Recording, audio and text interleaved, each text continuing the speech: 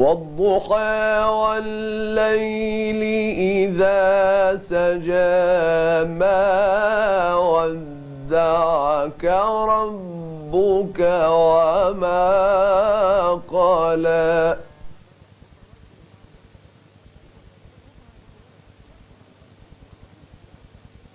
ما ودعك ربك وما قلى وللآخرة خير لك من الأولى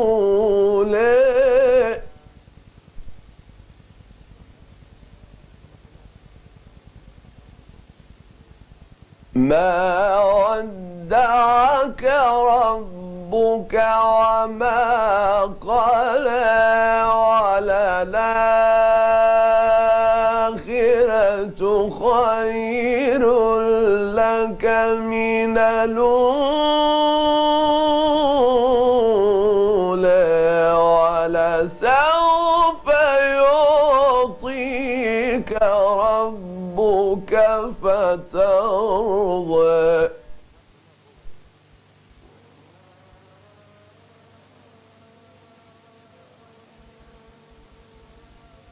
ألم يجدك يتيما فآوى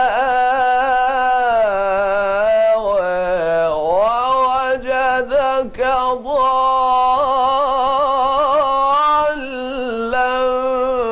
فهدى ووجدك عائلا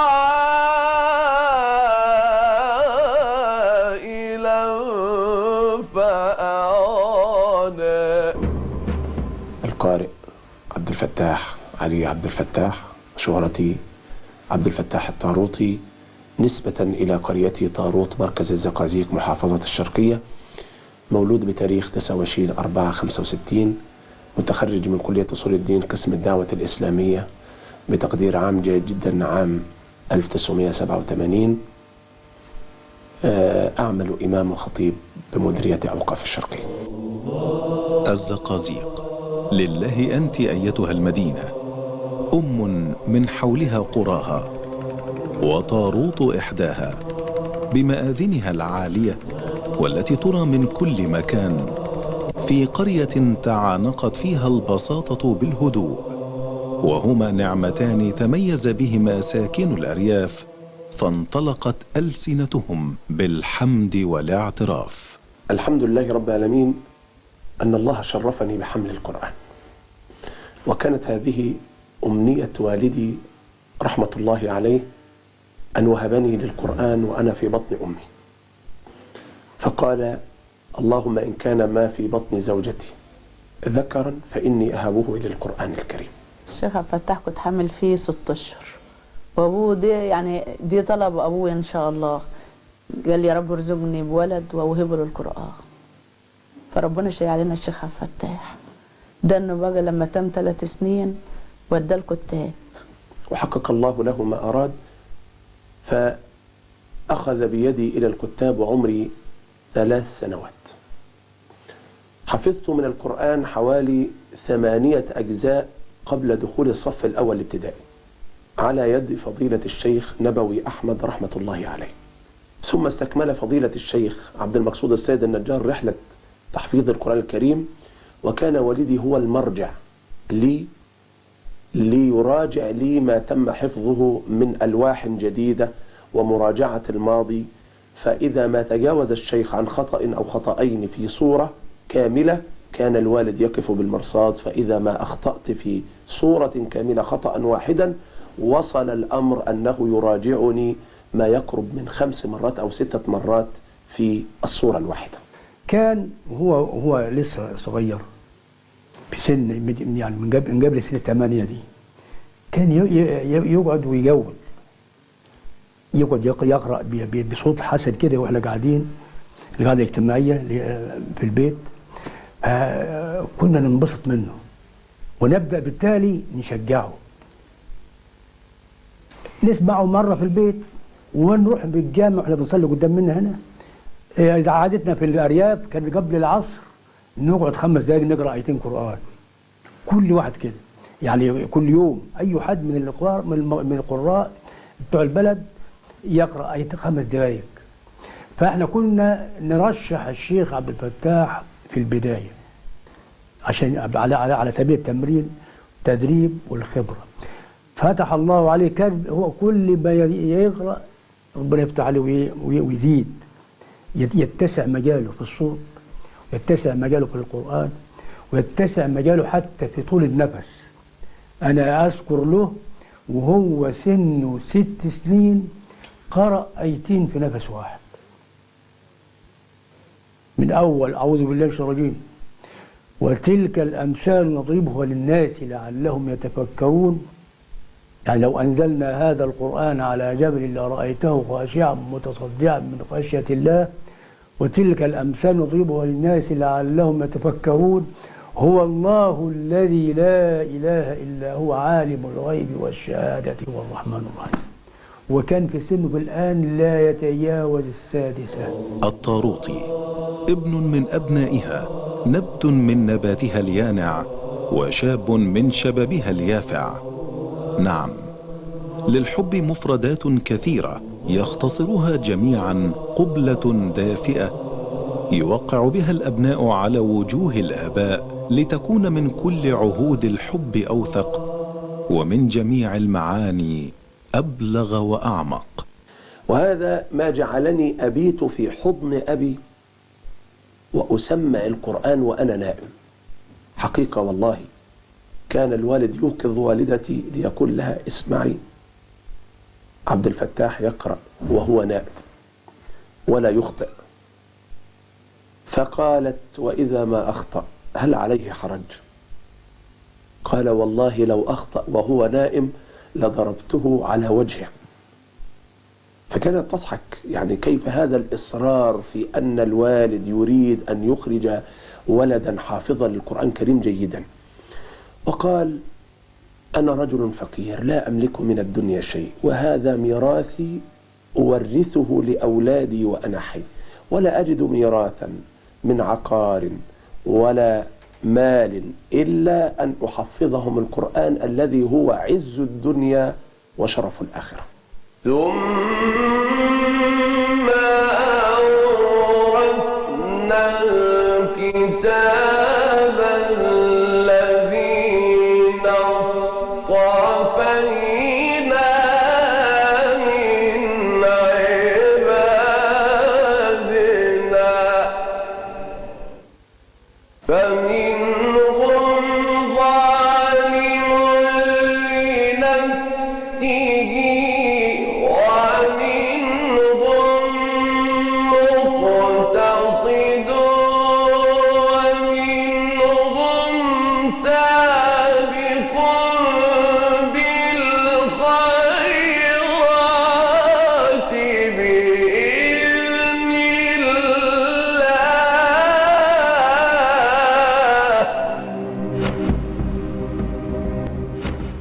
غادر عبد الفتاح محطة طاروط، وانطلق مع قطار أحلامه وطموحه إلى مدينة الزقازيق، حيث معهدها الأزهري الذي سيرشف منه الرحيق. فوجد الفتى بغيته في التحليق مع القرآن إتقانا وتجويدا. كيف كان المدرسة الابتدائية وكيف كان معهد الزقازيق الديني هو مدرسة التدريب العملي في تلاوة القرآن الكريم أمام 3000 من طلبة العلم في معهد الزقازيق. يقف شيخ المعهد ووكيل المعهد والمدرسون ليسمعوني في طابور الصباح يوميا، وكان هذا بمثابة تدريب عملي لي في تلاوة القرآن الكريم، لأخرج من بعد صلاة الظهر أو من بعد انتهاء اليوم الدراسي لأرتدي العمامة وأجلس في السرادقات لأدعى فيها وأزامل أكبر القراء وأفضل القراء في هذا الوقت في مدينة الزقازيق، الشيخ حسن سالم والشيخ أحمد الجندي رحمهم الله. كانوا أساتذة كبار جدا، وكان جلوس أي قارئ بجوارهم يعتبر فخر. هذا المعهد كم ارتاده طالبا يتعلم، والآن يزوره وفاء يتحلى به المسلم، فالعلم رحم موصولة، وصاحب العلم متنزه عن الجحود والنكران، متخلق بالوفاء والعرفان.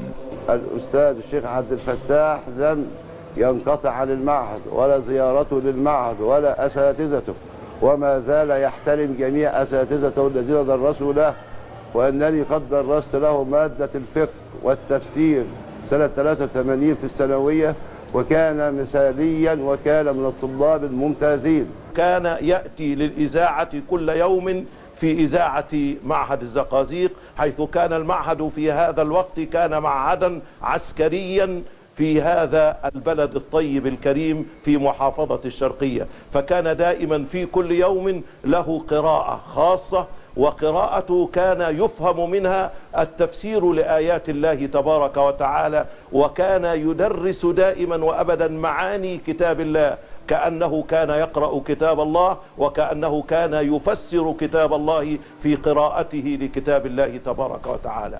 ومن معهد الزقازيق إلى كلية أصول الدين والدعوة، ومن الناس من يمر ولا يدري به أحد، ومنهم من يحفر اسمه في ذاكرة المكان فيذكره المكان وأهله. الشيخ عبد الفتاح الطروطي تخرج في أوائل الدفعات التي تخرجت من هذه الكلية، فهو من الدفعة الأولى التي تخرجت من كلية أصول الدين. درسنا له، وأيضا كنا نلمس فيه حال الدراسة جدا ونشاطا وإقبالا مقطوع النظير على القرآن الكريم وقراءات، حتى كنا في المناسبات وحفلات الكلية دائما نطلبه لكي يقرأ افتتاحيات هذه الحفلات، وكنا نجد في قراءته القرآن الكريم وترتيله وتجويده نجد فيها جمالا، ونجد مع الجمال جلالا للقراءة. وتخرج معنا الشيخ عبد الفتاح الطروطي من هذه الكلية، وسعدنا به أيضا في أن يلتحق بالدراسات العليا، وإنه لا من حسن الطالع أو هذا الأمر ينم على شخصية هذا القارئ، في أنه لم يكتفي بدراساته الجامعية، ولكنه التحق أيضا بقسم الدراسات العليا ليكمل دراسته ليحصل على أعلى الشهادات في العلم. وجوه يومئذ ناعمة لسعيها راضية في جنة عالية لا تسمع فيها لاغية فيها عين جارية فيها سرر مرفوعة وأكواب موضوعة ونمارق مصفوفة وزرابي مبثوثة. طاروت، أيتها القرية بشراك بالقرآن، طالما فيك قلوب تحمله، وشفاه ترتله، ونفوس تجله وتبجله. الحمد لله، يعني برنامجي اليومي يتمثل في بداية صلاة الفجر، فبيتي أمام المسجد الكبير، فبأوقظ أولادي في أهل بيتي يصلون في البيت، ثم أنا أذهب إلى المسجد لأصلي بالناس صلاة الفجر، ثم أعود لأقرأ ما تيسر من القرآن الكريم. فمراجعة القرآن الكريم كما قال النبي صلى الله عليه وسلم: تعهدوا القرآن فوالذي نفسي بيده لهو أشد تفلتا من الإبل في عقلها. يا أيها الذين آمنوا إذا لقيتم فئة فاثبتوا واذكروا الله كثيرا لعلكم تفلحون. وأطيعوا الله ورسوله ولا تنازعوا فتفشلوا وتذهب ريحكم واصبروا إن الله مع الصابرين ولا تكونوا كالذين خرجوا من ديارهم بطرا ورئاء الناس ويصدون عن سبيل الله والله بما يعملون محيط. إذا أشرقت شمس القرآن على القلوب انقشعت منها غيوم الهموم وسحابات الكروب، لأنها موصولة بالواحد مترنمة بحمد الذي أنزل الكتاب الخالد. الحمد لله الذي أنزل على عبده الكتاب ولم يجعل له عوجا قيما لينذر بأسا شديدا من لدنه ويبشر المؤمنين الذين يعملون الصالحات أن لهم أجرا حسنا ماكثين فيه أبدا وينذر الذين قالوا اتخذ الله ولدا ما لهم به من علم ولا لآبائهم كبرت كلمة تخرج من أفواههم إن يقولون إلا كذبا.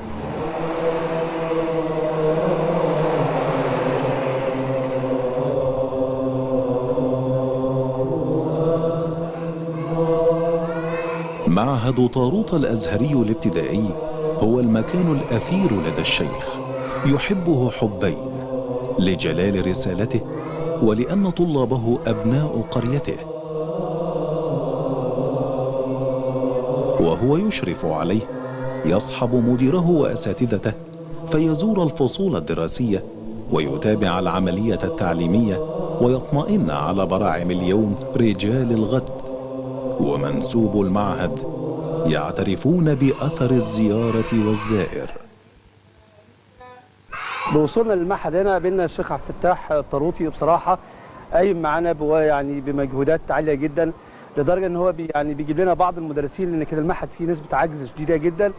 فالراجل بصراحة جاب لنا مدرسين وبيساعدنا برضه بدفع بعض المصاريف لأولاد الأيتام، وبرضه بيساعدنا هنا في بعض الأجهزة بيجيبها لنا وبعض المقاعد والكراسي. كل شيء هنا بنحتاجه من الشيخ عبد الفتاح بصراحة بيجيبه لنا، سواء كان عيني أو مادي.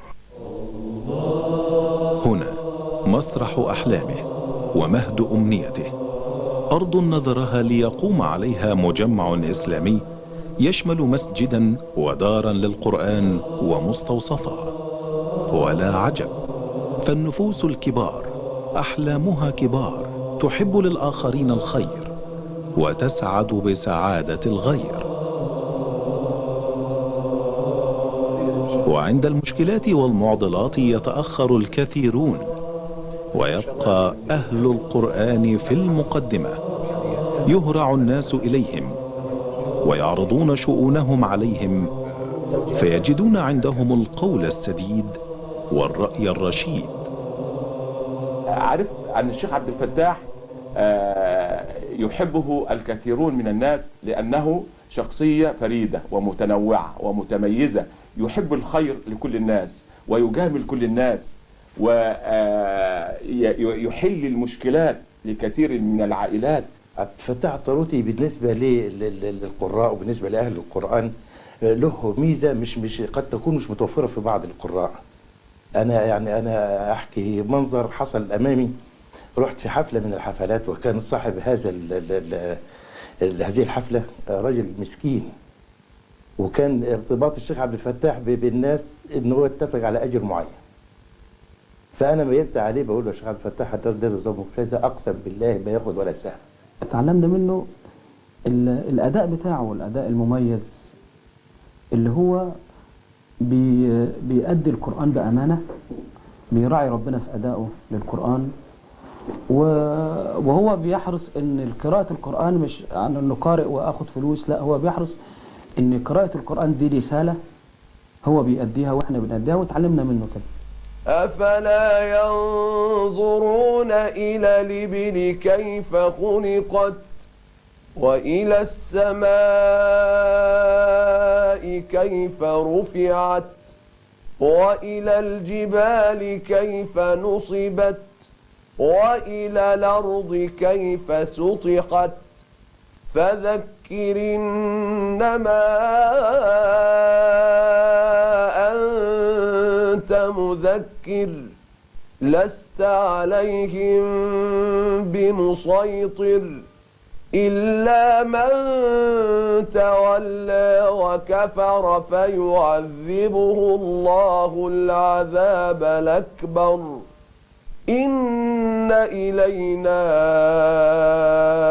إيابهم ثم إن علينا حسابهم. وهو الذي يرسل الرياح بشرا بين يدي رحمته حتى إذا أقلت سحابا ثقالا سقناه لبلد ميت فأنزلنا به الماء فأخرجنا به من كل الثمرات كذلك نخرج الموتى لعلكم تذكرون.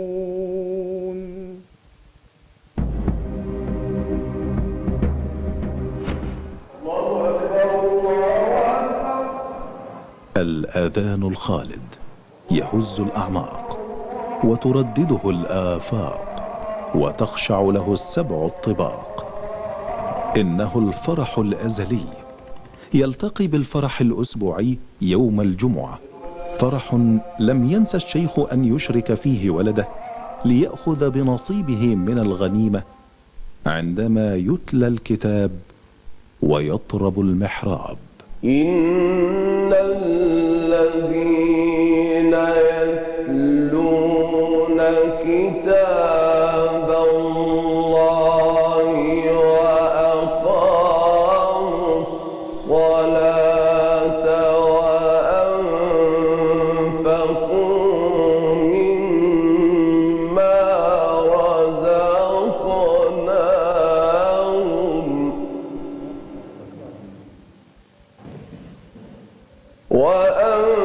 وأنفقوا مما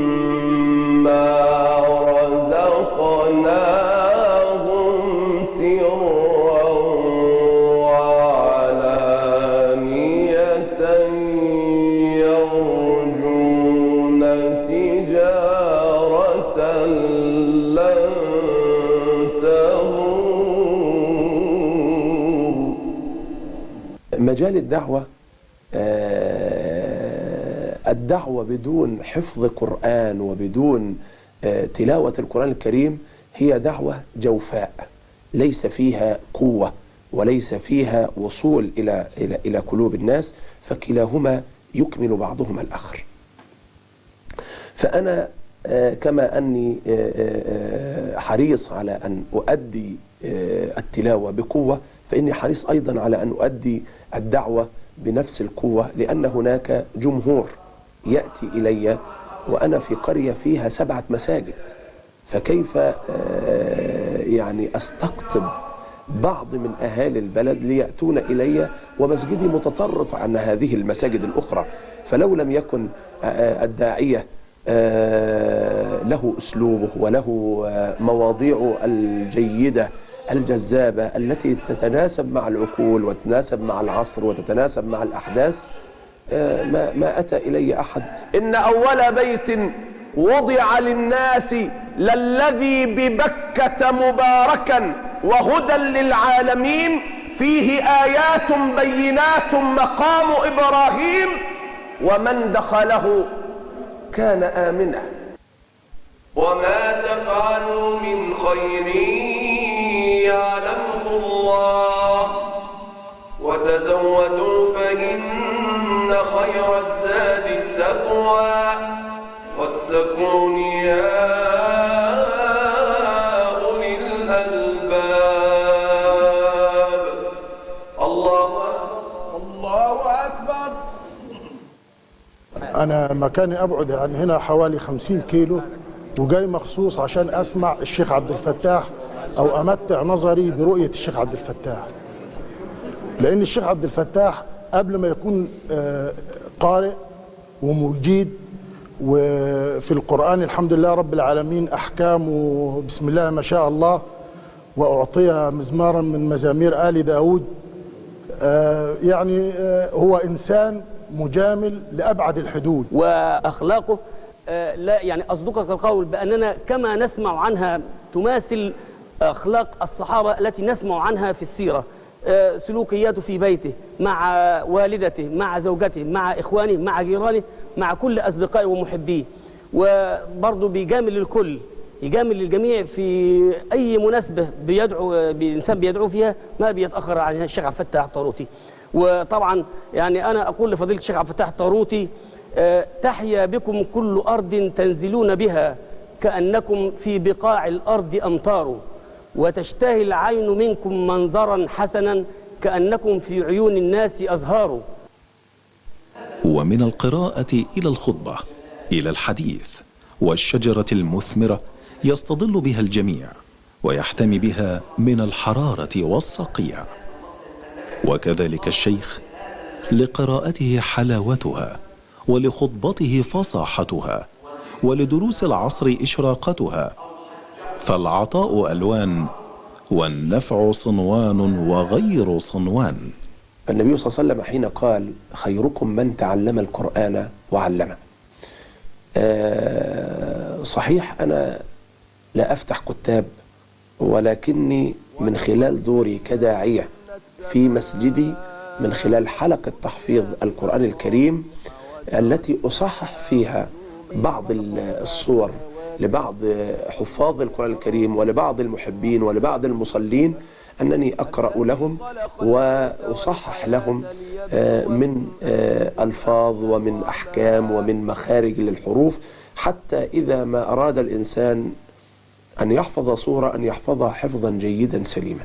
تبارك الذي بيده الملك وهو على كل شيء قدير، الذي خلق الموت والحياة ليبلوكم أيكم أحسن عملا وهو العزيز الغفور.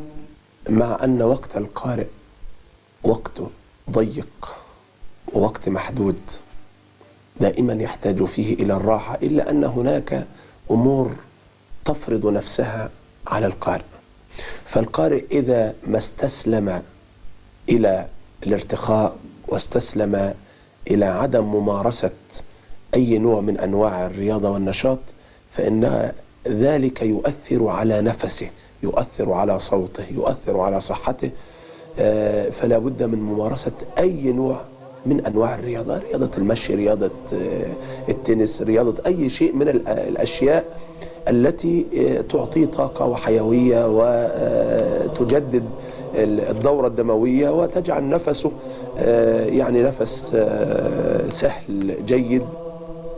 وليس الشيخ حبيس عمامة أو جبة، وإنما الرياضة تعرفه والمتنزهات تألفه، والقرآن يعلم صاحبه كيف بدنياه يتمتع وكيف يتفاعل مع الحياة ولا يتقوقع. الجانب الأسري في حياتي يمثل قيمة معنوية كبيرة جدا، فأنا واحد من الناس لا يمكن أن أبتعد عن والدتي فترة طويلة، يعني أحس أنني بدونها أفقد كثير من الحب ومن الحنان، فأنا كلما دخلت البيت أو خرجت من البيت لابد أن أقبل يد أمي. خيركم خيركم لأهله. وإن الشيخ بين واجباته ومسؤولياته يدرك تماما أنه لن ينجح أحد في علاقاته بالآخرين إلا إذا أسند ظهره إلى بناء أسري متين. لذا فله مع أسرته جلسة يحرص عليها ويفرغ نفسه لها في صفاء ومودة، حيث تقول الأعين ما لا تقوله الألسن، فللنظرات لغات وللإشارات مدلولات. حقيقة أنا لو أردت أن أتكلم عن أخي الشيخ عبد الفتاح مش هديله حقه زي ما بسمعه من الناس بره، وده شيء بيسعدني. ما من زميل وما من قارئ تقابلت معه في ليلة إلا وأثنى على أخي خيرا، فمنه تعلمت كيف أحترم زملائي وكيف أتعامل معهم وكيف أقرأ القرآن دون تحريف أو دون شيء يغضب الله سبحانه وتعالى. إذا سجلت شريط في ليلة بأجي أعرضه على الشيخ عبد الفتاح، بقول له أنت اللجنة بتاعتي اللي تسمع القراءة بتاعتي قبل ما أنزلها في السوق أو في شركة أو في الناس تسمعها، أنت اللجنة اللي بحب إنها تسمع الأداء بتاعي الأول. والتين والزيتون وطور سينين وهذا البلد الأمين لقد خلقنا الإنسان في أحسن تقويم ثم رددناه أسفل سافلين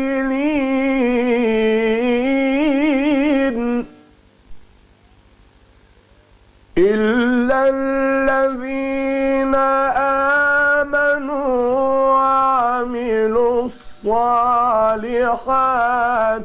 فلهم أجر غير ممنون. طبعا فضل القرآن علينا لا يعد ولا يحصى، يعني كان له أثر جميل جدا لينا بمساندة طبعا الشيخ عبد الفتاح بعد وفاة والدي. طبعا علمني فيه كتير، علمني فيه تلاوته الجيدة، أحكامه. ده طبعا ساعدني على اني اكون متفوقة في خلال دراستي ويسهل لي كتير فيها لحد ما دخلت كلية طب أسنان، والحمد لله دي كانت برغبة والدي من الأول، من قبل ما يعرف ان انا ممكن اكون دكتورة، يعني تدير زرعها فيا من الأول. الشيخ عبد الفتاح أضاف لي أيضا الكثير والكثير. كان يجلس أمامي ويعلمني كيف أخرج الحروف من مخارجها الصحيحة، وما هو الإضغام وما هي الغنة وما هو المد. فكان يوجهني، لا أنت مدد دي زيادة شوية، لا أنت جلل دي شوية، لا الحرف ده المخرج بتاعه كذا. فتعلمت منه الكثير الحمد لله إلى أن وصلنا إلى القراءة الجيدة. إن الذين آمنوا وعملوا الصالحات كانت لهم جنات الفردوس نزلا خالدين فيها لا يبغون عنها حولا قل لو كان البحر مدادا لكلمات ربي لنفد البحر قبل أن تنفد كلمات ربي ولو جئنا بمثله مددا. هذا القرآن الذي جعل لنا في أنفسنا قيمة، هذه القيمة قيمة التعلق بروح القرآن وبأخلاق القرآن وبعطاء القرآن، في أن القرآن ليس مجرد شيء يحفظ في الصدور، لكنه جعل فينا الانكسار، التواضع، التراحم، المودة، جعل فينا الحب، جعل فينا أننا مع أننا كل منا متزوج وله أسرته إلا أننا كلنا في بيت واحد نأكل على مائدة واحدة. كل ذلك بروح القرآن وبأخلاق القرآن التي غرسها فينا الوالد الكريم. ومع ذلك أواصل رسالتي ليس مع إخوتي فقط، إنما الحمد لله مع أولادي، مع أسماء التي تحفظ نصف القرآن، ومع أحمد، مع أن أسماء في الصف الرابع الابتدائي تحفظ نصف القرآن، وأحمد في الصف الأول الابتدائي يحفظ 3 أجزاء من القرآن، ومع أولاد أختي علي ابن أختي يحفظ إلى سورة الأحقاف الجزء الخامس من القرآن، وأولاد أخي الشيخ محمد شيماء وعلي يحفظون أيضا كما كبيرا من القرآن. يا أيها المزمل قم الليل إلا قليلا نصفه أو انقص منه قليلا أو زد عليها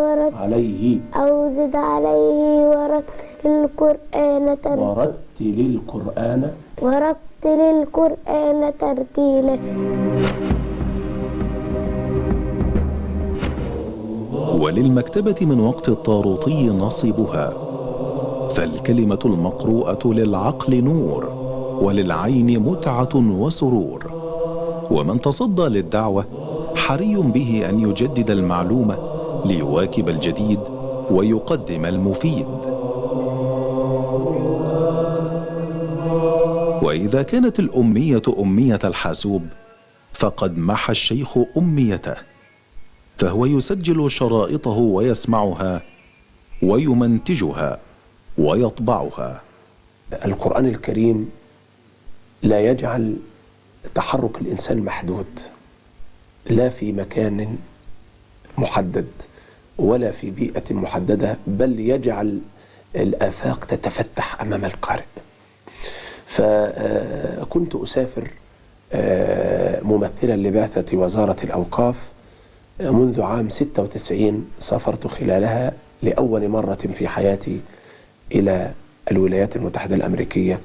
الرحلة الثانية كانت إلى دولة أسبانيا، وكانت هناك البعثات أو الدعوات الخاصة التي توجه إلي مباشرة من دولة إيران الإسلامية لمدة 3 سنوات متتالية. وآتاكم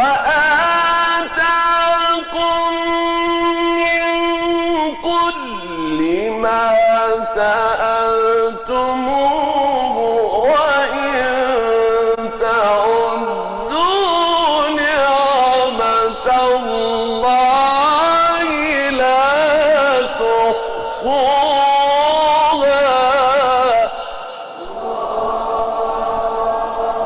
ثم سافرت إلى باكستان مرتين، ثم آخر رحلاتي التي رجعت منها منذ أيام قليلة إلى دولة تركيا، إلا أن باكستان في الجامعة الإسلامية البنورية كرمتني بمنح الدكتوراه الفخرية، وده يعني لها موقف طريف جدا، أنني في مسجد الجامعة البنورية فأقرأ في سورة يوسف نرفع درجات من نشاء وفوق كل ذي علم عليم، إذ بي أجد رئيس الجامعة ومعه 4 من دكاترة الكلية ينصرفون من المجلس، فوقع ذلك في نفسي حزن شديد جدا. هل أنا غير جيد؟ هل تلاوتي بها خطأ؟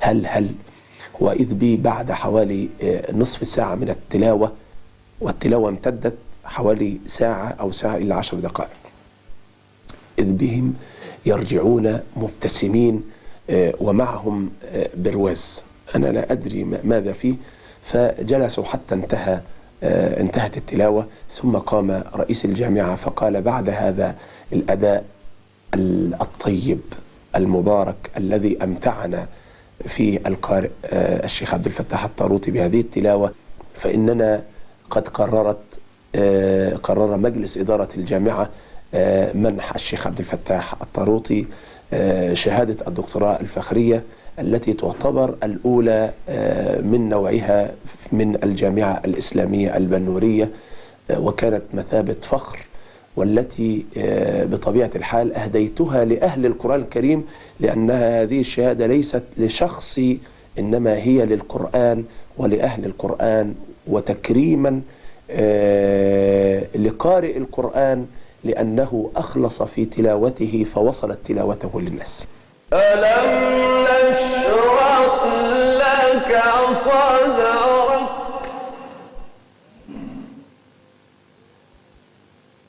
ألم نشرح لك صدرك ووضعنا عنك وزرك الذي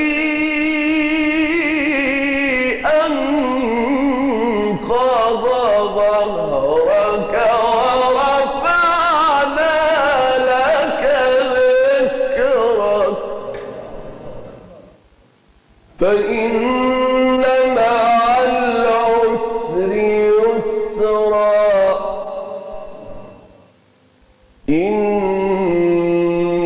مع العسر يسرا فإذا فرغت فانصب وإلى ربك فارغب.